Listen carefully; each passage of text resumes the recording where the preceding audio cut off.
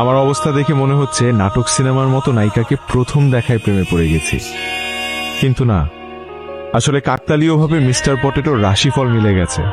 প্রায় 7 বছর পর কুহু আমার সামনে দাঁড়িয়ে, তাই ওকে দেখে আমি স্তব্ধা খেয়ে গেছি। আজকে আমি অন্য দুনিয়ায় আছি।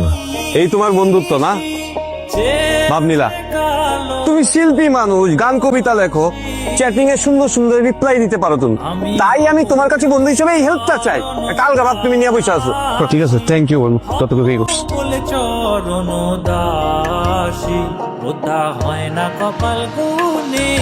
কুহু, তুমি কোথায়? হয়তো এই শহরেই আছে, খুঁজে দেখ, পেয়ে যাবে। এখানেই কুহুর সঙ্গে আমার প্রথম দেখা হয়েছিল। কুহুর খোঁজে আমি বেশ কয়েকদিন অপেক্ষা করলাম।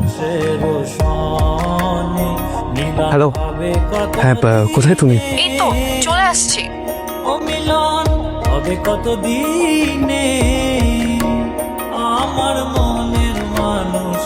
এ তো মেঘ না চাইতেই বৃষ্টি, কলি না চাইতে ফুল।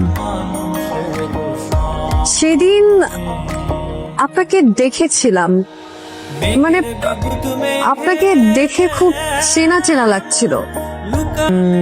হতে পারে, হতেই পারে। আপনার সাথে হয়তো আমার আগের জন্মে একবার দেখা হয়েছিল। জাস্ট কিডিং, মজা করলাম। ফরিদপুরে আমরা এক এলাকায় থাকতাম। ও তেঁতুল তলা, রাইট?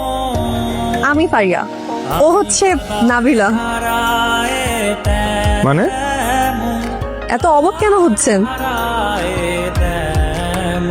না না, আমি তো জানতাম তুমি কুহু।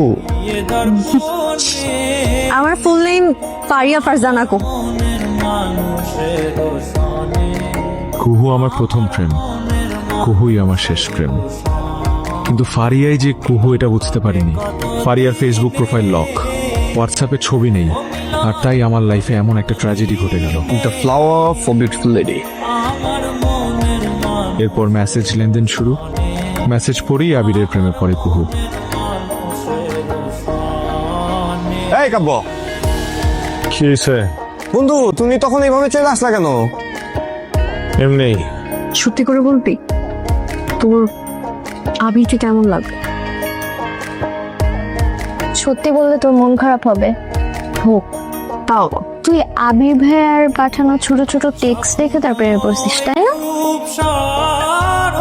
হ্যাঁ, যতবারই ওর সাথে আমার চ্যাট হয় ততবারই আমি ওর প্রেমে পড়ি।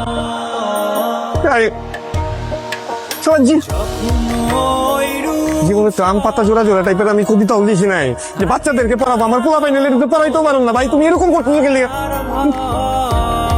আমি কি লিখছি, আমি কি লিখ